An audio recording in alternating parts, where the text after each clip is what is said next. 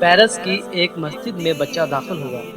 امام مسجد سے کہا میری ماں کہتی ہے کہ مجھے اپنے اسکول میں داخل کرو۔ امام صاحب نے پوچھا بیٹا آپ کی ماں کدھر ہے؟ بچے نے کہا میری ماں باہر کھڑی ہے۔ امام صاحب نے باہر آ کر دیکھا کہ ان کی والدہ فرینچ تھی، یعنی فرانسیسی تھی۔ پوچھنے پر پتا چلا کہ وہ مسلمان بھی نہیں تھی۔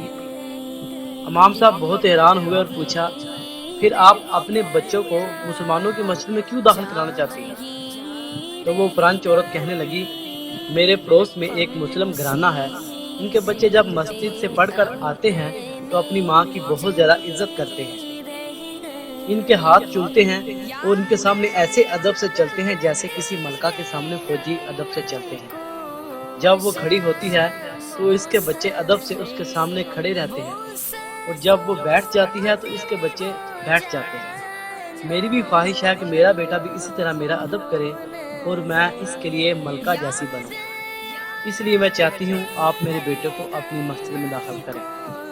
دوستو یہ شان ہے ہمارے اسلام کی کہ اگر غیر مسلم اس کو تھوڑا سا بھی جان لیں، اگر تھوڑی سی بھی تحقیق کر لیں تو وہ متاثر ہوئے بغیر اور قبول کیے بغیر نہیں رہتے ہیں۔